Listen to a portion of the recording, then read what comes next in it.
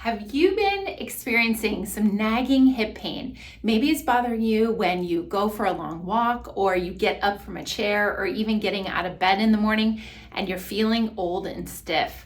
I get it. I have helped a lot of women that have had this annoying hip pain, and it really stops you in your tracks and keeps you from enjoying life.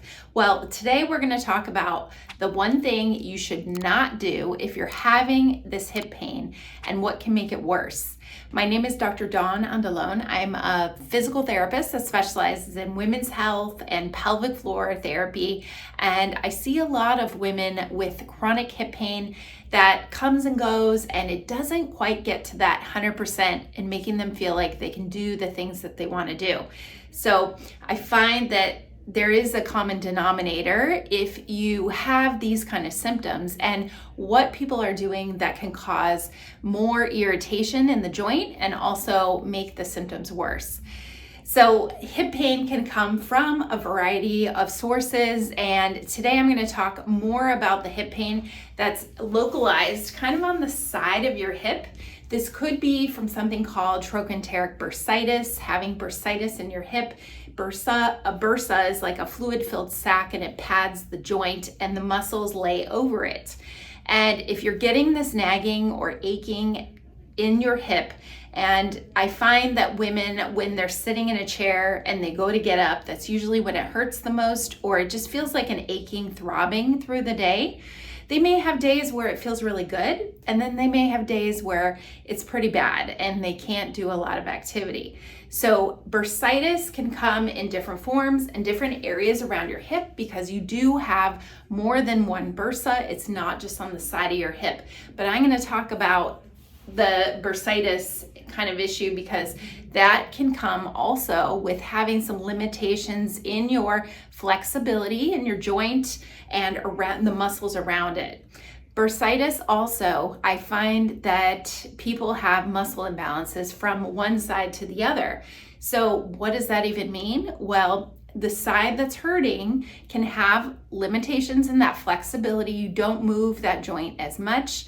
Therefore, your muscles adapt and they shorten and they get tight.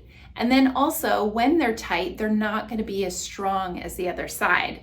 So because we work on trying to stretch out the joint, stretch out the muscles around it, and then also work the areas around it, your symptoms can ebb and flow until you find a solution that you can really stick to get it better.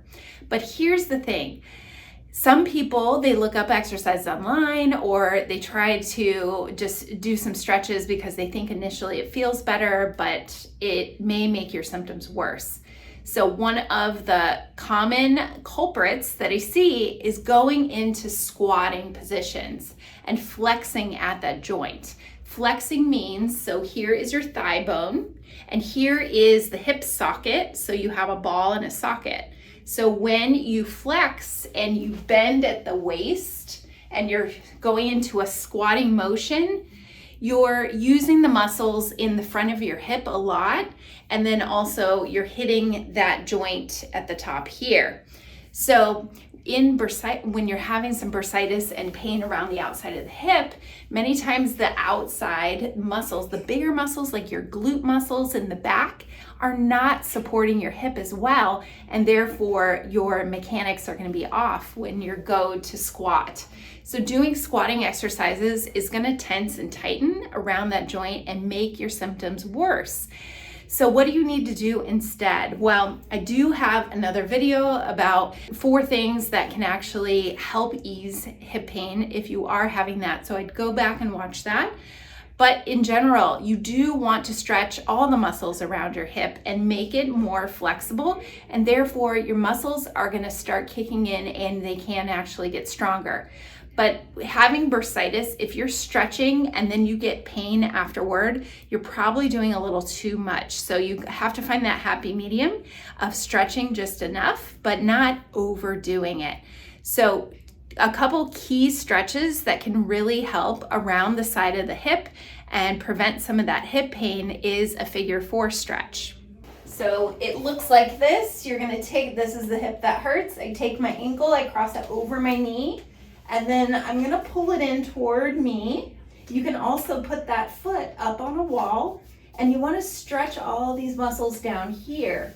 This affects the rotation of your hip. And if you are really tight in those muscles back there and you go to squat, your joint is just going to get irritated and the muscles on the outside get irritated too. So doing a lot of squatting motions or going up and down stairs or sit to stand from a chair, those exercises usually will provoke things and make it worse. Now, if you're having some pain in the groin area, that could come from arthritis and having some bone on bone in the joint. But I also see that squats and stair stepping can make it worse unless you stretch the back of your hip and work on more isolated glute exercises. Glute exercises can be more like deadlift exercise and bridging.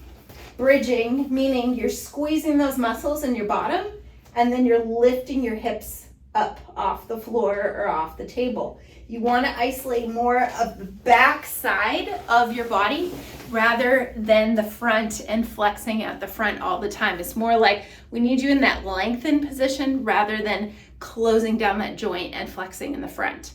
So I hope you found that helpful. I love helping women with hip pain because I know it affects your mobility and being able to walk and do the things that you want to do to stay active. So if your hip's not hurting, you can enjoy life more. Now, if you haven't subscribed already, I would invite you to hit the subscribe button. We release new videos every week, and I will be talking more about hip pain. I hope you have a great day and you've enjoyed this video and you take that into account when you're thinking of what you can do to help your hip pain. Talk to you soon.